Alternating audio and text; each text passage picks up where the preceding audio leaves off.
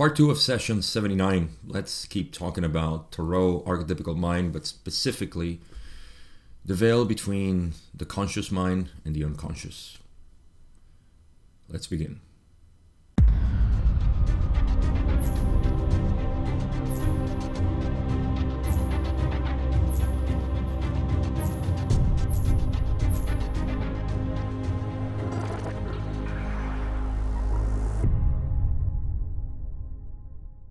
The conversation so far has been mostly about the conditions before the veil, because Dawn has been interested in this implementation of the veil, what was before, what happened during the implementation of the veil, which, by the way, we're going to get into in this episode. And then, of course, he thinks that it's going to help us understand a lot more our current situation or our current experience. Situation sounds like we are in a pickle or something. It just sounds like we're trying to get out of this, and that's not the purpose of implementing the veil or anything that happens in the experience of the creation.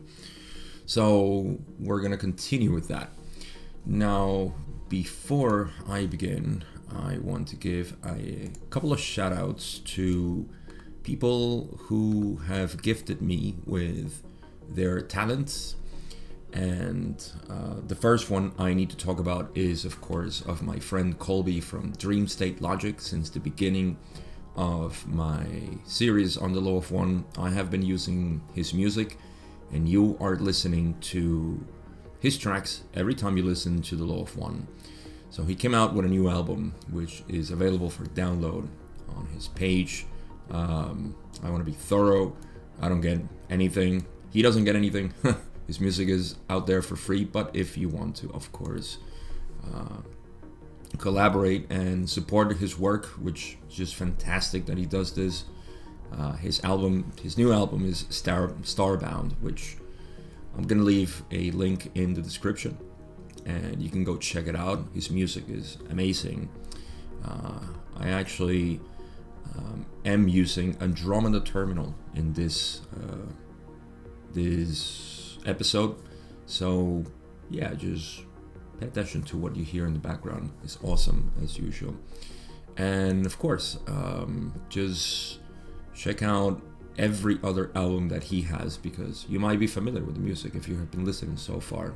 So last thing, thank you, Colby, always for sharing your music with us, with me particularly, and being in the background always. The second person I want to thank is Nicoletta Taylor, who gifted me her book and dedicated it so nicely to me. So thank you. This book is called Terrans and is poetry like I have never heard before or read before, because it's about this. What we talk about here is it's poetry based on life on this planet and our metaphysics of living, of unity. I love the interplay that she did with the elements and love and the blueprint, everything. Just go check it out. I'm going to leave a link in the description. Again, I don't get anything from this. This is just people who have gifted me their talent, and I just wanted to give a shout out to them. So thank you, Colby. Thank you, Nicoletta, and especially for that little doll you sent too. So nice. I appreciate you. Okay, so with that being said, we can start with our first question that I have new from this session. And we left, again, just talking about matrix potentiator, sort of refresher. It's interesting to actually connect. I forget the number of the question in session 78, but there's a long question talking about matrix and potentiator. And it's interesting to make a connection between the two, because it's the same sort of information but expanded. So I'm not going to do that, but go back to session 78 and look at that question, matrix and potentiator. It's a long answer and connected with this one, and you'll find that's question 20 of this session. But I'm going to move on with question 21, and let's continue this conversation. All right, we have question 29 21 here. God, I need to fix something quick here. This is over the top. Alright, fix it on the fly. There we go. My camera was too bright. That's because I was talking about Colby and Nicoletta. Let's say it's that. Alright, question 21. Don says, the first change made then for this extension of free will was to make the information or make the communication between the matrix and potentiator of the mind relatively unavailable, one to the other during the incarnation. Is this correct? Ra prefers to say we would perhaps rather term the condition as relatively more mystery filled than relatively unavailable. So here we begin this conversation about the veiling between the conscious mind and the unconscious. Remember that we were talking about how there were 9 archetypes, and say the mind had 3 archetypes, and so the body and the spirit.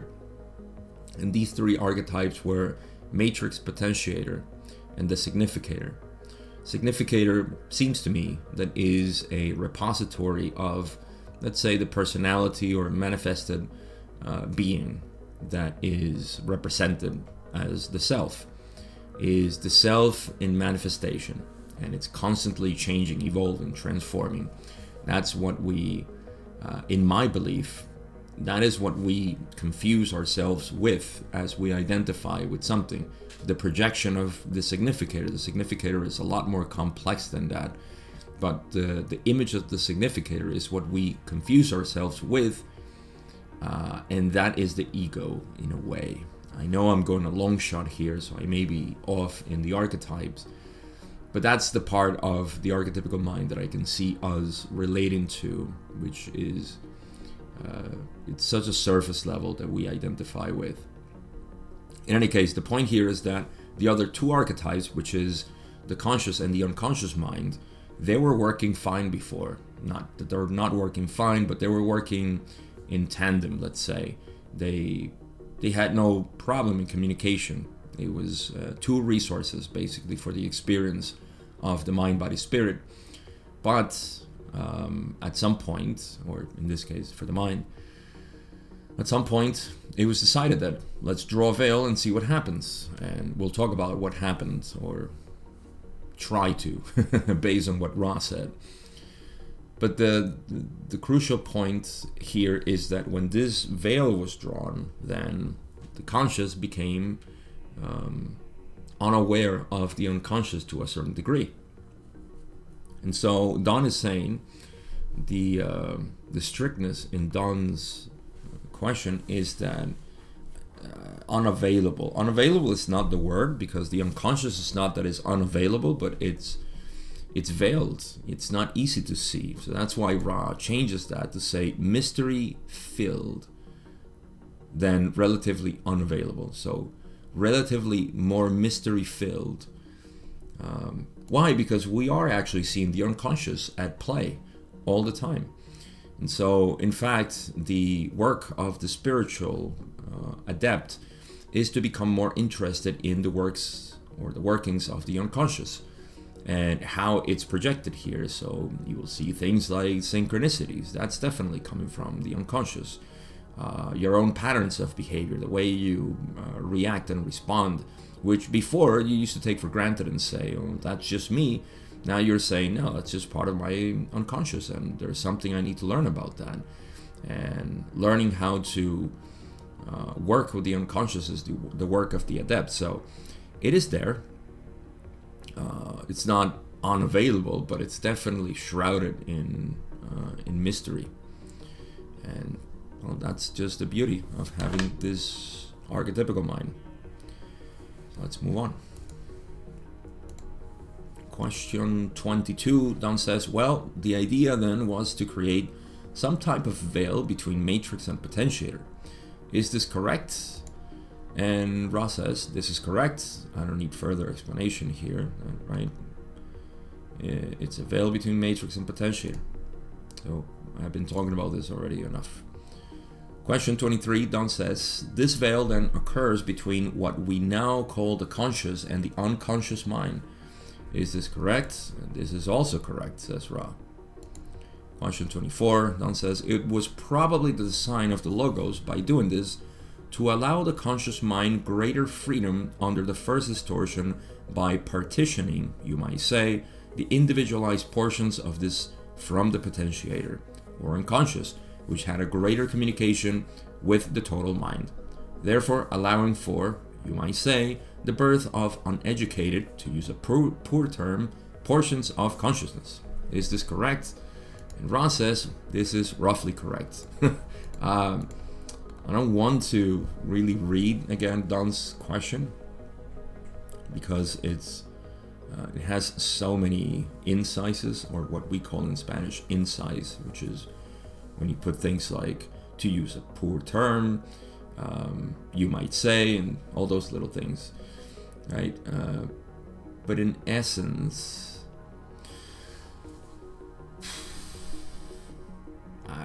what he's saying here, in my opinion, or my interpretation, is that the design of the logos was to create this confused state, right? That's basically what it is.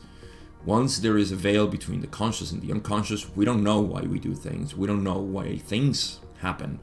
We see all those things that happen in our experiential continuum, and suddenly we say, well, that's weird. That's a weird coincidence, or that's strange.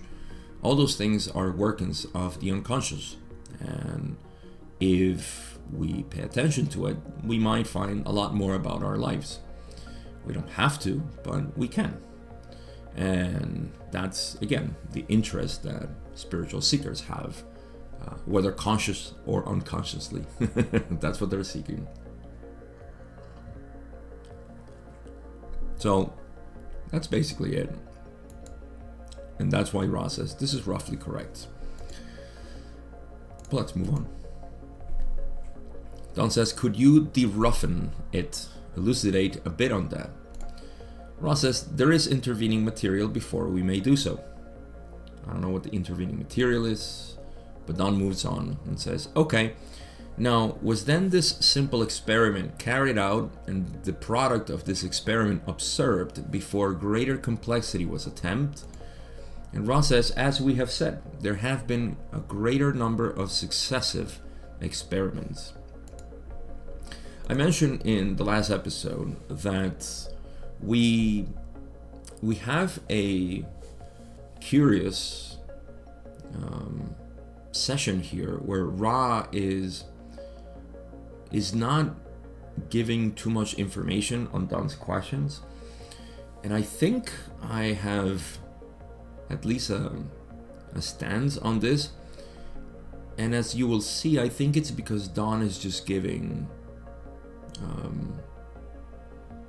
his questions are more towards the mechanics and the history of it, which again is interesting as anything else. Even cattle mutilation is interesting, right? But it seems to me that Ra wanted to talk about something more useful. This is not to say that what I'm reading is not useful. Again, it's just to say that they were expecting or hoping. This is just my uneducated guess, but it's really baffling actually that Ra just gives short answers here instead of elaborating like they usually did.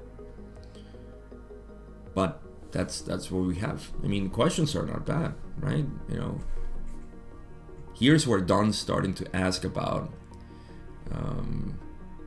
He says the simple experiment carried out and the product of this experiment observed before greater complexity was attempted. Yeah, this is the eye of the mechanic, you see, of the scientist. Like, what happened and who did this and why? It's the little parts. Now, I want to give you, of course, my view, and hopefully it helps you to see why all of this is kind of surface level information, to my opinion. And it's because when we attempt, which Don did a lot, this is a lesson for all of us, because we all have a tension to think this way mechanically in terms of parts and events and all these steps kind of way of thinking. See if I can share this. There are no beings deciding to put the veil, or there is no voting system. The way in which we usually synthesize these visions of how reality is made, for example, the Confederation is a group of entities that are governing the solar system. This is not how it works. They are influencing us by giving us their agenda and so on. We tend to humanize metaphysics, and I think that's a limitation. So my view on this is that there is a cosmic repository of experiences, and at that level of imagination, let me not just say planning sounds, again, it evokes this idea that there are entities doing the planning and doing things. We may say just it's the one infinite creator doing the planning, but I think it's easier for us to understand it as imagination. So this process of drawing the veil, try to visualize it as when you imagine things and they don't make sense, but you know where you're getting at because you're trying to picture a landscape and people, and then there is incoherence and all of these things. You're trying to implement something within your imagination, but you have to go through the process of not creating things that are not congruent with what you are creating. So, you know, there can be a mountain on top of, I don't know, a ball, a simple plain ball, right? So things like that you might have to smooth out of your imagination. I'm sorry, that's a very stupid example. But you get my idea. I mean, if you want coherence for a nice experience there, I mean, you can have a mountain on top of a ball. That's fine. But if you want to have a coherent experience, right, then you want to refine it. And I think that's what was happening. The logos, the one logos, and all logoi, sub-logoi, galaxies and suns and so on, they have to respond under this imagination, the main imagination. And that was the drawing of the veil.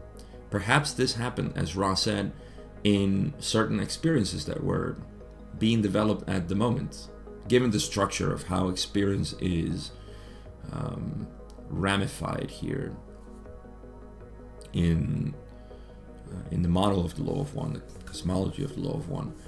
But that's how I see it. And with that in mind, we can go and read the rest, which is when Don is asking right now and saying, was then this simple experiment carried out, the imagination of the veil, and the product of this experiment observed before greater complexity was attempted?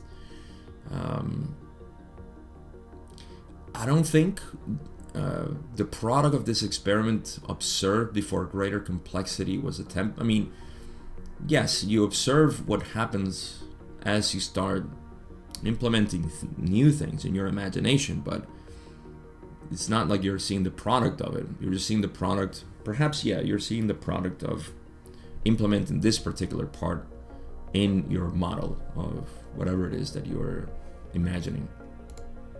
And so Ross says, there have been a greater number of successive experiments, and these experiments to me are simply imagining, which is when I talk about imagination, I'm not talking about imagination and then creation. Each imagination is a creation, right? So we may even say that there was a sub-logos or a sun, a star, who implemented this experiment and saw, how did it go? Maybe it didn't go so well, had to reset it, and so on.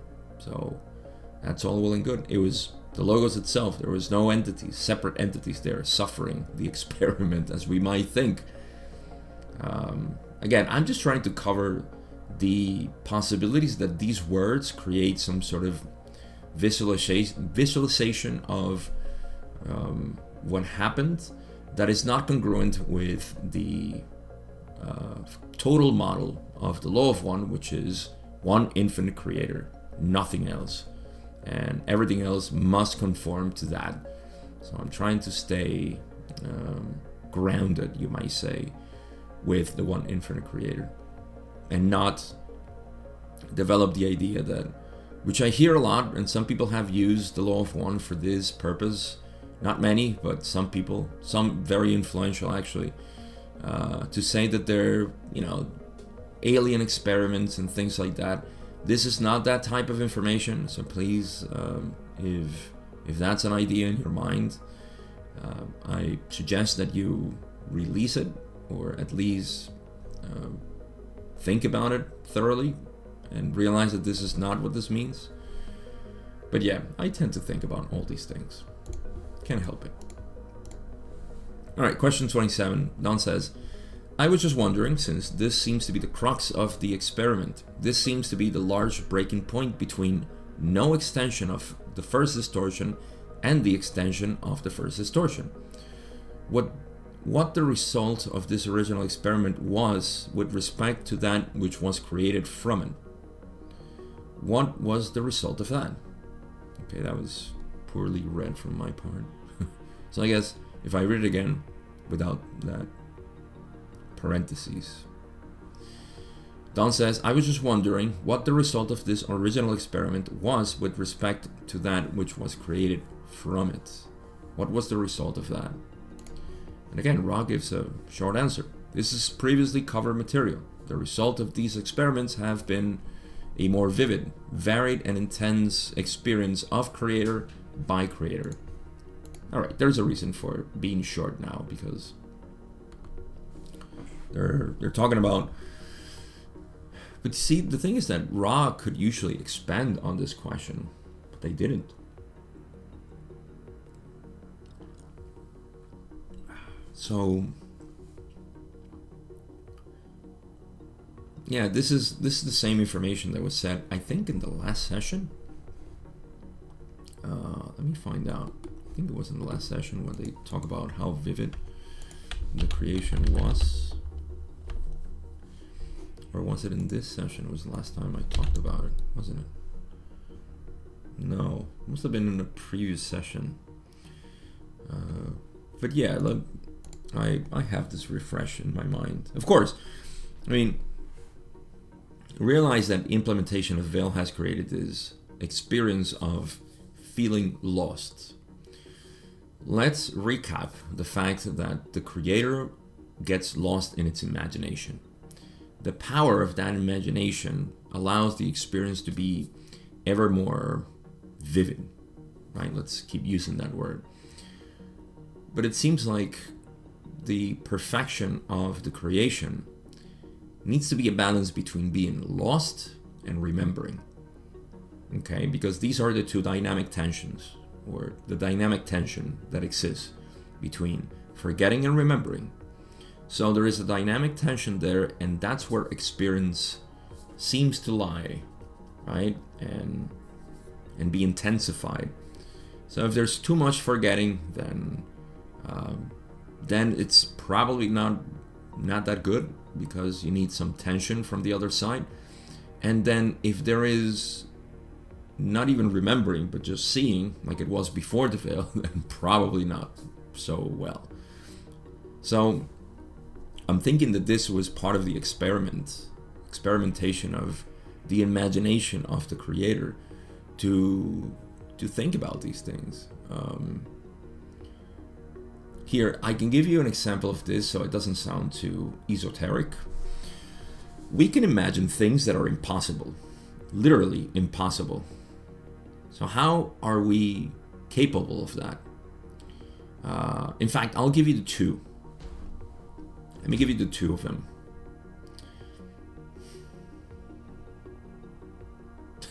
Okay, so let's start with what everybody yearns for. There is the, this is not impossible. This is just, it simply is.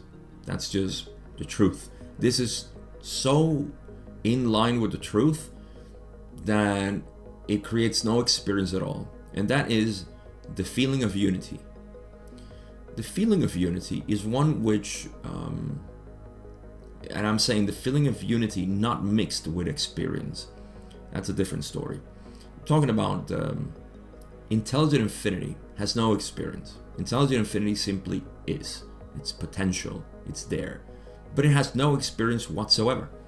It needs to divide itself into subject and object for it to have some sort of experience. And it can only derive a subject out of itself and an object out of itself, because there's nothing else. There's just infinity. So that is a non-experience, if you will, based on truth. The other one is a non-experience that is based on no consciousness, no awareness.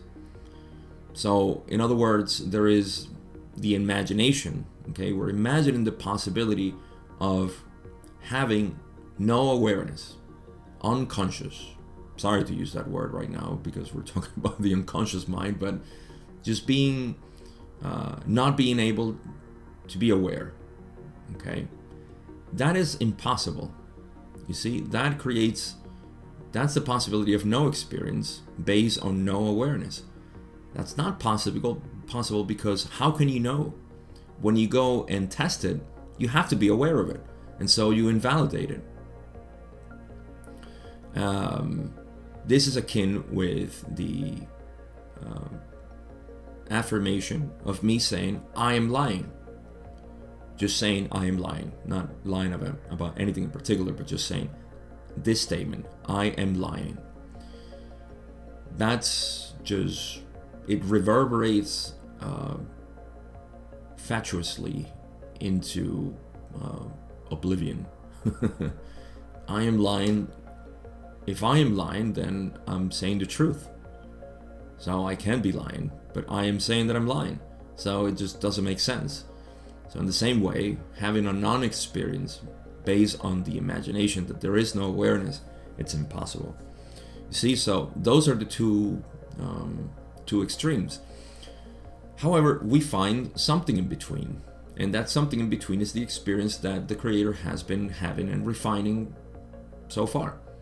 That includes, to this point, the veil of forgetting in third density. And so this vivid experience is much better than what we had before. And any subsequent experience in third density, I assume it's going to be better and better. Better in the direction of vivid, more productive for experiencing itself. That's what I'm saying. Not better in the sense of human morality or ethics. So let's take that away. So I think, yes, that's what Ra meant to say there. That's just my view of it, of course.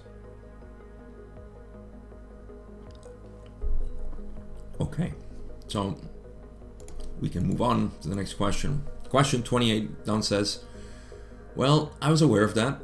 I probably didn't state the question correctly. It's a very difficult question to state. I don't know if it's worth attempting to continue with, but what I meant was when this very first experiment with the veiling process occurred, did it result in service to self polarization with the first experiment? Ra explains the early, if we may use this term, logoi produce service to self and service to others, mind, body, spirit complexes immediately.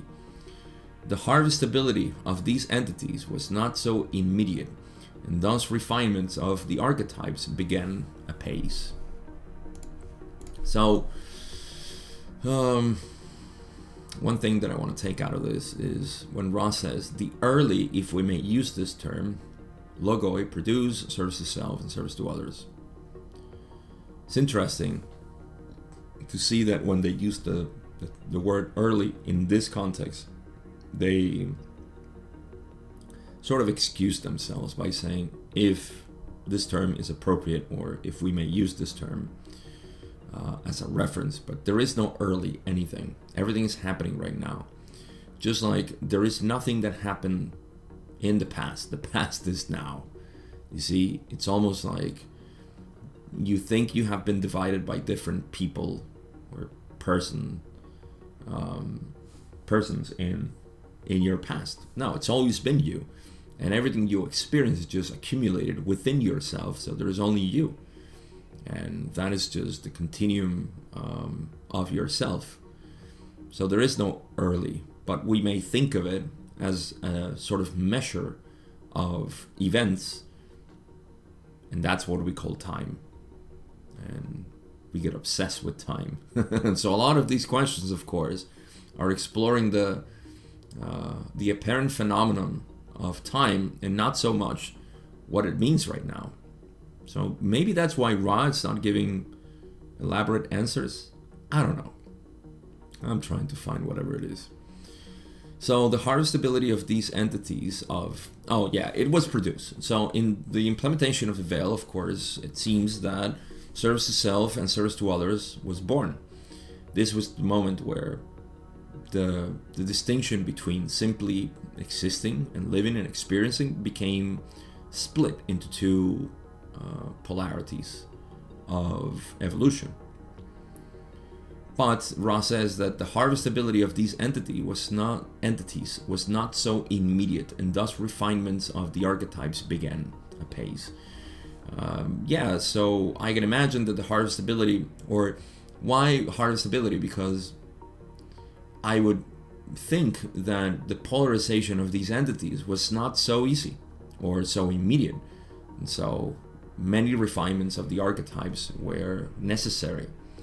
This is part of the experimentation. In the last video I talked about, and I mentioned here too, that there is I divided into 3 steps or 3 parts, right? There is the before the veil, during the implementation of the veil, which many of the stuff that we're going to talk about here is referred to that. And then there is post-veil, which is what we experience right now. So we're talking about 3 different experiences, let's say. Pre-veil, during implementation of the veil, and post-veil. We know post-veil because that's what we're experiencing. So, question 29, Don says, now we're getting to what I was trying to determine. Then at this point, were there still only 9 archetypes and the veil had just been drawn between the matrix and potentiator? Ra says there were 9 archetypes and many shadows. Don follows up and says, by shadows, do you mean what I might refer to as the birthing of small archetypical biases? Ra says, rather, we would describe these shadows as the inchoate thoughts of helpful structures not yet fully conceived. And so here's where my analogy, or my it's an analogy where I say that the implementation of the veil was a process very much like when we're imagining something and we don't have all the characters or the interrelationship between them and so on. So we're going through this process of shadows. That's what Ra is talking about here, right? Don thinks of these shadows as the birthing of small archetypical biases, but I don't think they would be archetypical biases, but just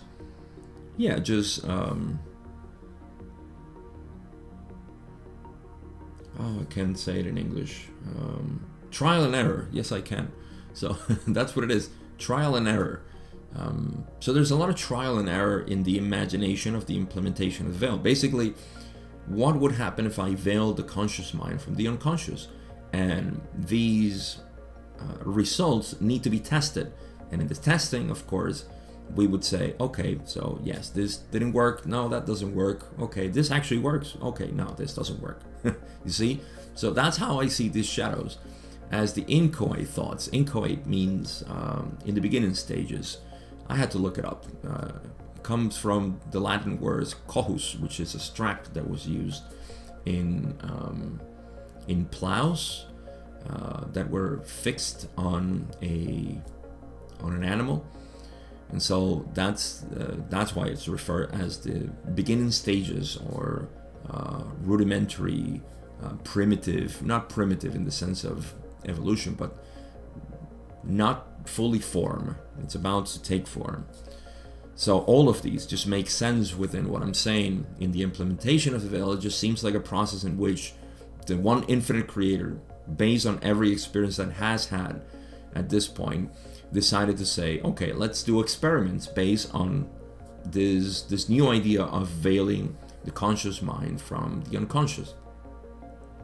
And of course, maybe the experiment, just like any other experiment, didn't make sense and had to be discarded.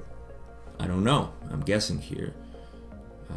But it makes sense, sometimes we would try to create something in our minds and we just say, or try to manifest something. I'm saying create as manifestation, right? Just do something and you say, well, it just didn't work. Much like engineers or designers, they may design, or architects, they might design something and say, well, that failed, but we learned from that. So something like that was what was happening in my limited perspective.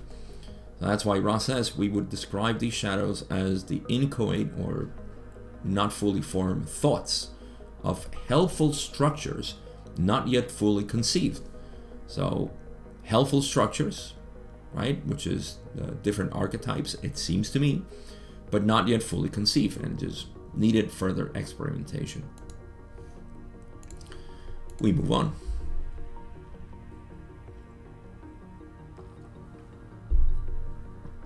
Question 31. Sorry for the pauses.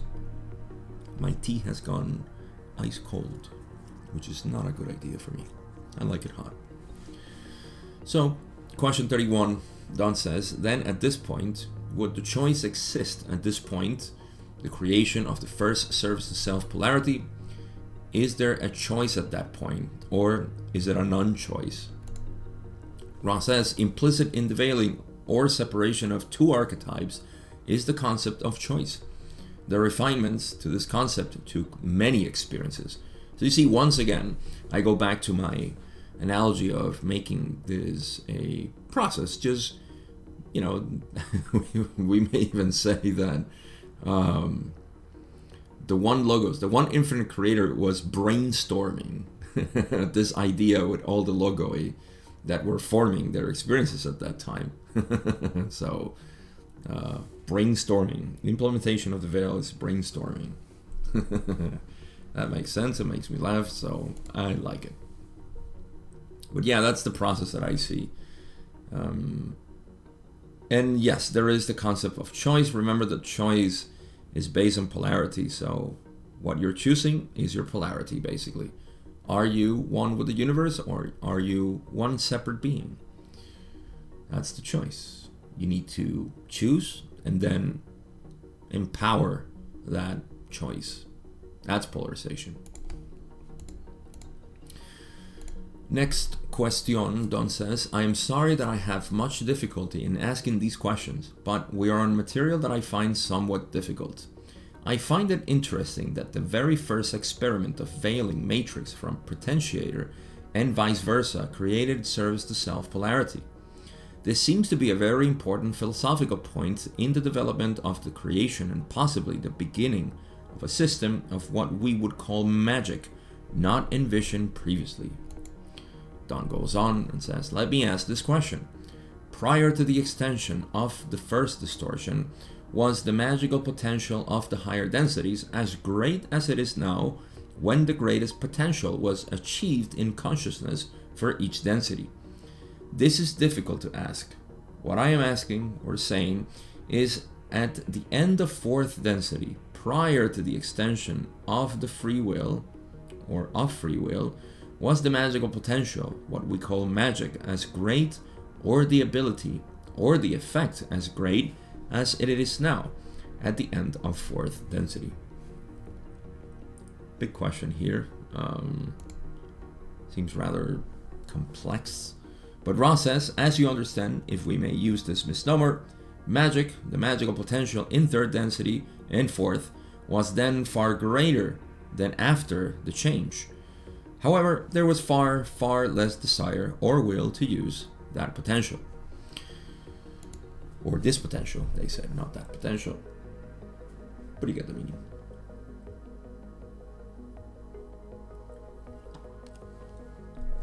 Okay.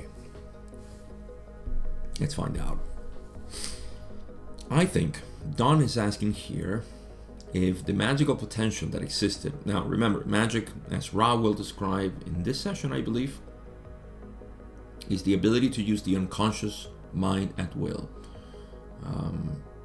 Become aware of your unconscious mind. That is magical abilities. One way or another. Okay, so was this stronger at some point? I forget if it was before or after, but it doesn't matter. What Ra said was that the magical potential in third and fourth density was far greater than after the change. So before the veil, there was a greater potential for magic, but as Ra says, there was far, far less desire or will to use this potential. Ra doesn't use repetition unless they want to emphasize something.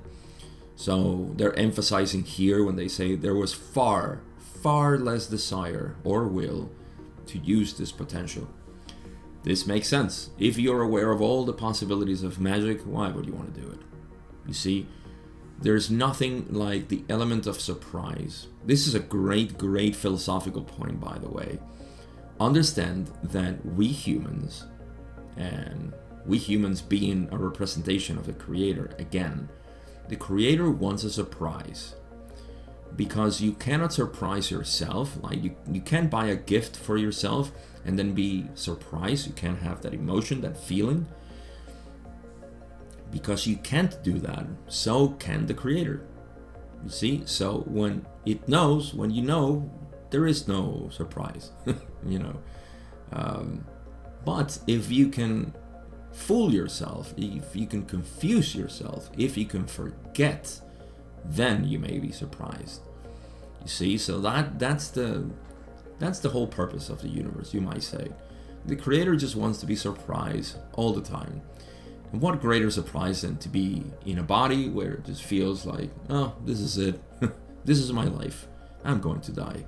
And I'm going to leave away all my experience. And my mind will dissolve into dust and be forgotten forever and ever. And suddenly you die and you're like, oh, what a great experience. That was awesome. Let's do it again. So that's what the Creator is doing.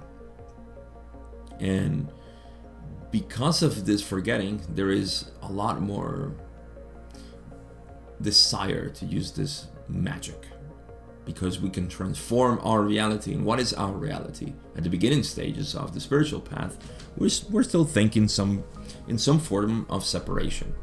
So what's magic is to collapse that separation. So it doesn't matter how you do it. It's just collapsing that and creating, yes, magical moments and magical things in life, miracles and so on. Why not? All of this is available. So that is that's what I would get out of that. Let's get to the next question. Question 33, Don says, now, let me be sure I understand you. Prior to the change and the extension of free will, let's take specifically the end of fourth density magical potential for the condition when there was only service to others polarization. Magical ability or potential was much greater at the end of fourth density than at the end of fourth density immediately after the split of polarization and the extension of free will. Is that correct? And Ra says, magical ability is the ability to consciously use the so-called unconscious. Therefore, there was maximal ability prior to the innovation of sub-logoi's free will. Perfect. That gives us the whole story that I just said. about magical ability being the ability to use the so-called unconsciously, so-called unconscious consciously. So again, if you have no veil, then you have the ability to use your unconscious at will, completely. You can just decide and say, okay, I'm just going to do this. But there's no desire. I mean, nobody's going to be shocked by what you do, and you are not going to be surprised by it and say, wow. You know, there's no interaction. It's like when there is no resistance. You want a little resistance in this life. See, if you're trying to, here's another advice. I'm doing the raw material and I'm giving relationship advice. Always leave a little bit of resistance, for the person that you like. Have some resistance. Don't give too much of yourself, but also don't resist too much. Play with it. Play it as a loving type of resistance, not withholding something. That can be, a turn off. But yeah, you want to give a little bit of resistance, and you don't want to give everything. So a little resistance is nice, always. It gives that desire to play, to be interested, to feel interested in the other person, and to be interesting as well. So there you have it. And that is that was the condition prior to the veil. It was there, it was possible, great possibilities, but yeah, we didn't care too much about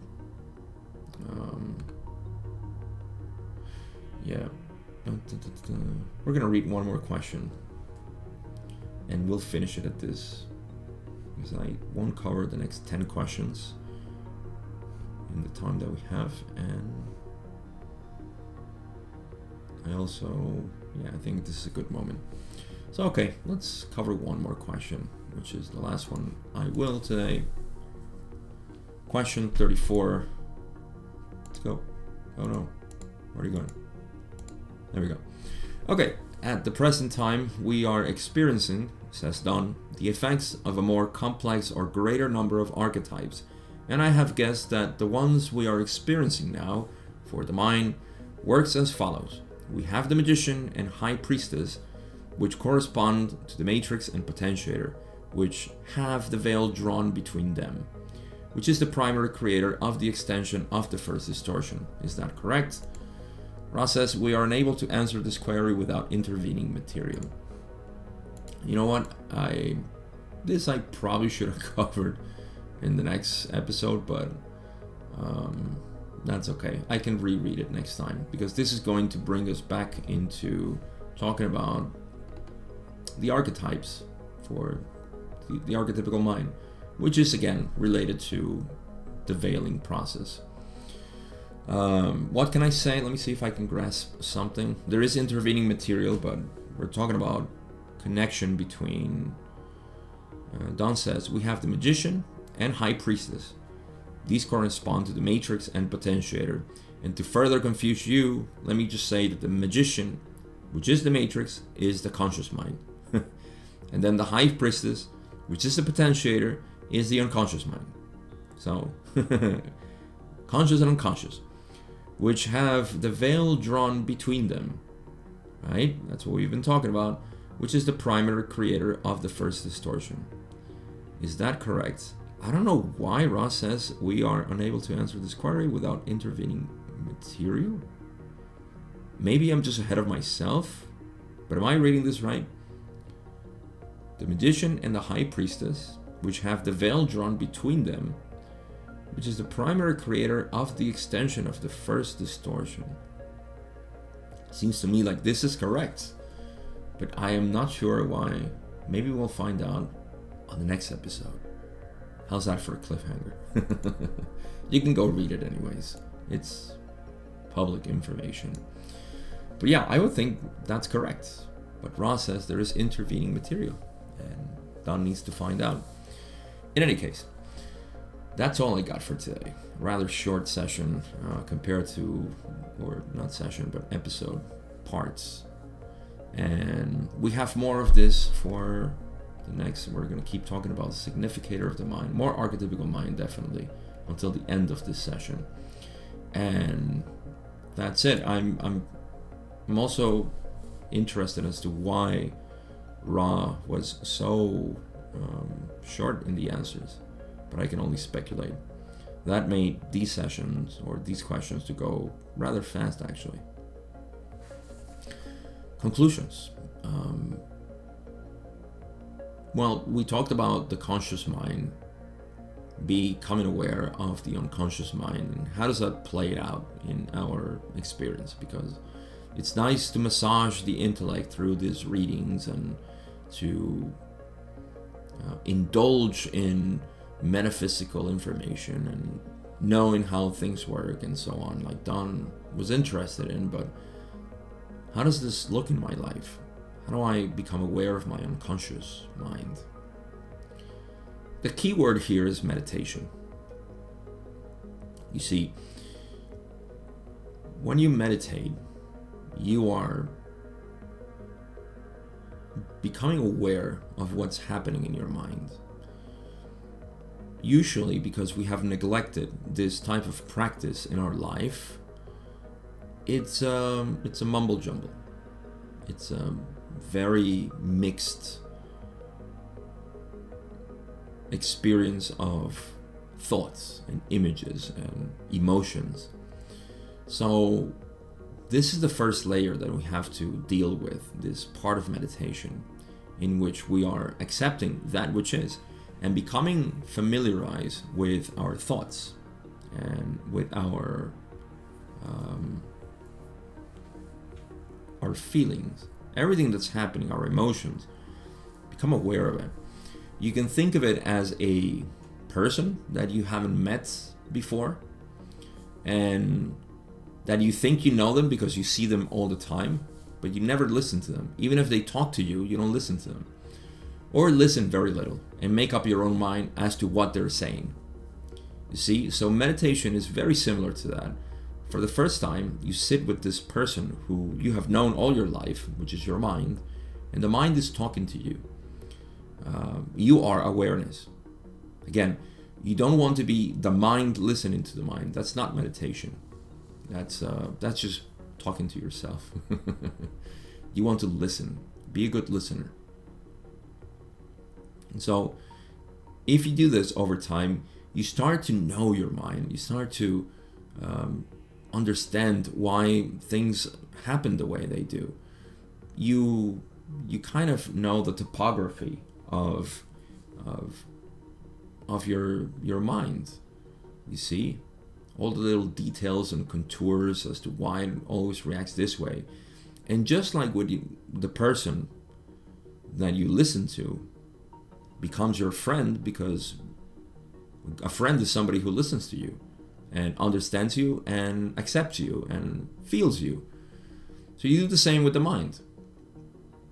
This is in practice what you're doing when you're looking at the unconscious mind. And magic happens. The most beautiful magic, like I said, is the collapse of duality, of separation. And you will see that every single thought of separation that you have is just something that you haven't reconciled in your mind with yourself. So if you do this and you continue to pay attention to everything that is your life and how you feel about certain people and situations and events and directions and so on, the more you reconcile all these thoughts within yourself and you say, it's me. All of this is me. I completely give myself to you. I will listen to you. That is to be working with the unconscious. So that's my conclusion today. Out of all these complexities that we read here of matrix, potentiator, and wanting to read more about all of this, sit down for a while and listen to your mind. Be aware of what's happening. Know yourself, at least from that point of view. And remember, many of the reasons why we stop meditating is because we're not sure if we're doing it right. Part of that, in my experience, was because you confuse yourself, we confuse ourselves with the mind. And so we think that we're acting from the mind, but we should be acting from pure awareness at this point. That is the true meditation and the true meditator, actually. There's only one meditator, and that's just awareness. Let me put it that way. And you are that. So, with that, I can say I've come to the end of this episode. I appreciate you for listening so far. We have one more part to cover and finish session 79. And we're on to the 80s. The 80s are back. And I have a question from session 80 that I love. So we're going to get to that. I'm happy to get to that point. And with that being said, thank you again. Have fun, enjoy, and I'll see you in part 3 of session 79.